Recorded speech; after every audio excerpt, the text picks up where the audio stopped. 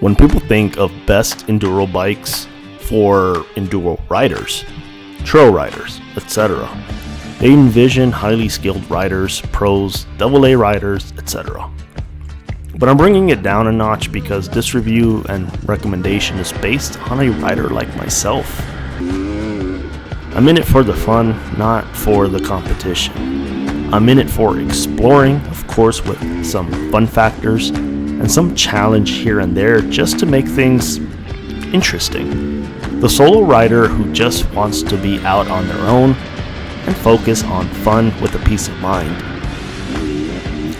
And of course, the average trail rider who is not a pro, who's not an A rider, not even a B rider. For all I care, we believe there is no such thing as a wrong technique. Just hop on the bike, go, and have fun. Now my picks was incredibly tough to figure out. As we know, there are thousands of bikes out there. And since it's 2026, I figured, hey, I can make a new top 5 pick for enduro bikes. Now let's get started.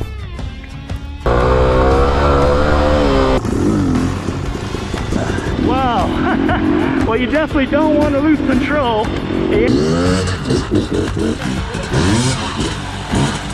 These are not in any particular order on which is better or this one is better than this one, but honestly it all comes down to preference as we all know it.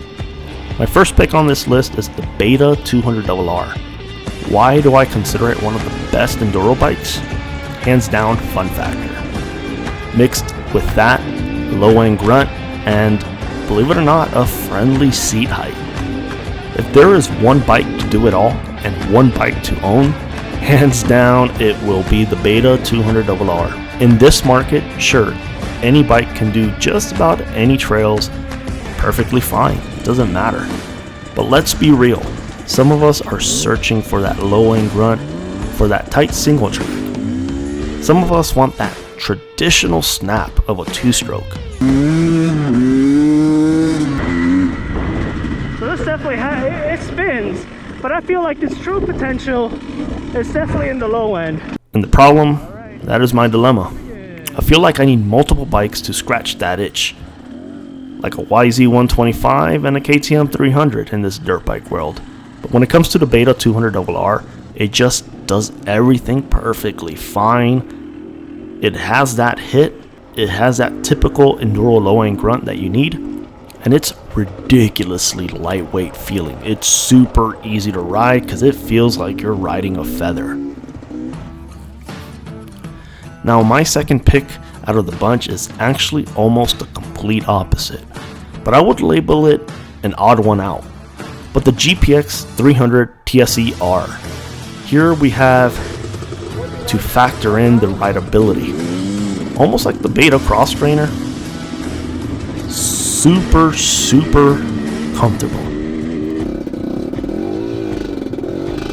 Just overall how it feels, how comfortable it is, and man, this thing really lugs like a tractor. But my favorite two things about the GPX 300 TSE-R is the price point, the smoothness of the bike, and just how plush and comfortable it is.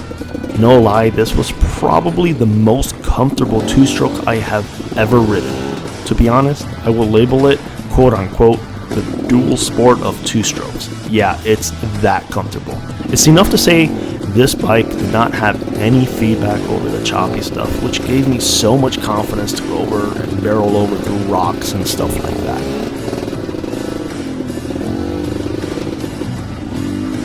Number 3 on this list. Now this might have been out of the blue since it's labeled an entry-level two-stroke, but the Beta Xtrainer. This bike has shaped my confidence level. The low seat height, the smaller frame, the tractoring ability. It makes this bike very easy to ride and very forgiving when you catch yourself on a mistake out on the trails or slow technical terrain. When I got back into the enduro scene, not that I ride much anymore, but let's say it this way, when I get back into the enduro scene, the Beta Xtrainer really teaches me how the bike is going to behave with confidence of catching yourself on uneven terrain, uneven rock gardens, and stuff like that. Not just that, but it's very easy to learn pivot turns, wheelies, and it's honestly, it is the best bike to build a foundation for slower technical rides. Number 4 on this list actually might surprise you, but it's the legendary KDX220. I've ridden one at the time when I was really into enduro riding, fast riding, and just technical trails. That's all I would breathe. A buddy of mine switched up for me to try a KDX220, and man, it really surprised me. The low end, it was a tractor like the Beta Xtrainer, I would say. The 36-inch seat height, the suspensions were so plush that it honestly felt low to the ground. And honestly, how plush it feels over those jagged rocks was very nice. Not going to lie, at the time I was kind of questioning myself, why did I even buy a KTM when I was like, wow, I kind of like this KDX a little more. It was wild. Other than that, you know what the KDX exactly is. It's rugged, it's simple, parts made for centuries. Honestly, it is a great enduro bike because it is very cost effective and you don't have to spend a lot of money. You can get a super solid enduro bike for under $4,000 without the fusses of electronics, the cost of parts and stuff like that. And finally, number 5 on the list. Now this list can't be complete with a KTM on this tier, but I have to give it up for the KTM 300 XCW, primarily the older models like the 2014s, 15s, and 16s. These things I loved for days, and surprisingly, slip on a seat concept or maybe even the stock seat of a KTM 300 XCW, and you got yourself a pretty comfortable bike. The KTM 300 earns a spot on this list just because of its tractoring ability, its power up in high elevation of around 10,000 feet elevation. Even my TE250i felt like it was a 100cc, but the KTM 300 handled it just fine. It's very forgiving when you are off gear. The 252-stroke KTMs, I've found myself switching gears a little bit more often than the KTM 300. It's a perfect lazy man's bike. And the suspension? It's pretty plush, with not much feedback. I don't like a lot of feedback on my dirt bikes. I like it to feel like a cloud, and that's why I love the GPX.